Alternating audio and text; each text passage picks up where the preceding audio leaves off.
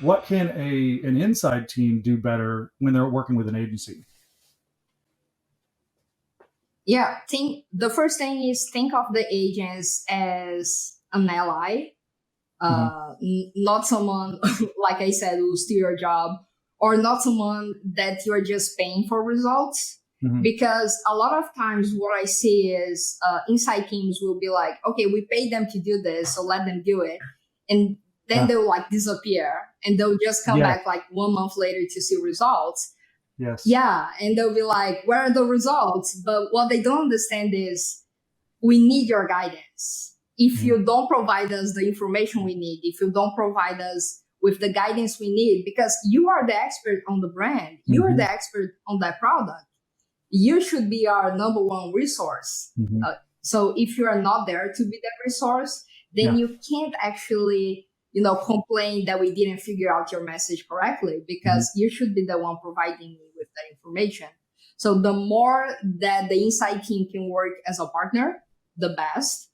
And Mm-hmm. if from day one you are like, hey, this is what we understand, this is what we do great, this is what our team excels at, and this Mm-hmm. is where we need help, the best the relationship will work, Yeah. because the agents will now have a clear vision of where they need to support you and Mm-hmm. where they can leave you the hell alone because you're doing a good job.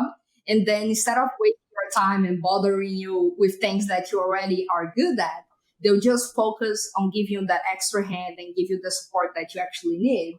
So the more open, the more honest, and the more a partner you can be, the best the outcome will be. So, like you said, it's a relationship.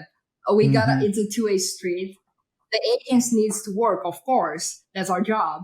But I need your guidance. If I can't have your guidance, then, you can't complain that I didn't get your message right because you didn't tell me. I can't, That's we don't read that's right. minds, guys. I know that you think that because we have the data, because we have analytics, we read minds, but that's not how it happens, It's not unfortunately. the Matrix. Exactly. Yeah, I couldn't agree more. And it brings to mind this a very critical component of any marketing strategy, and then as you're executing through your campaign, and that's a subject matter expert inside your company, right? Um, it's more critical today than ever because we're moving rapidly into communities and these kind of places where it's hard to really track what where people are sending this, sharing content. But so on the internal side, I think that if they brought a subject matter expert or two, and I think for smaller companies this could be the owner if they started the company, or it could be the right hand person that maybe isn't part of marketing and sales, but they just know the product inside and out. Having that person for an hour every week or every couple weeks or whatever in a marketing meeting, and having the marketing internal team and the agency all on the phone, right?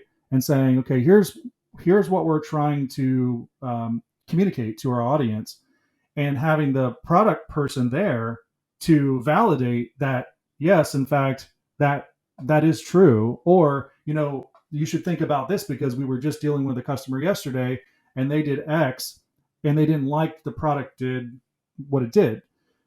So let's communicate that. So that feedback loop, will make your messaging so much more robust.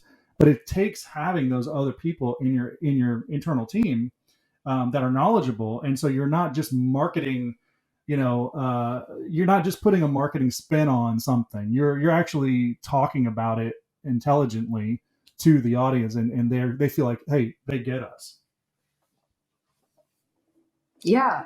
I would say, bring me your best sales rep and let me Mm-hmm. understand why they are That's so right. good. What is the message that they are selling that is Mm-hmm. making such an impact on others? Bring Mm-hmm. me your lead developer if you are Mm-hmm. selling a hardware or, a software, and let me understand what he sees. What are the Mm-hmm. issues that the customers keep telling him?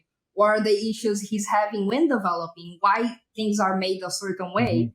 Let me understand you. And I guarantee if you are honest and open with me, I'll do a good damn job at marketing you because I'll understand you. And when I understand you, I understand your message, and I can make it very clear to others.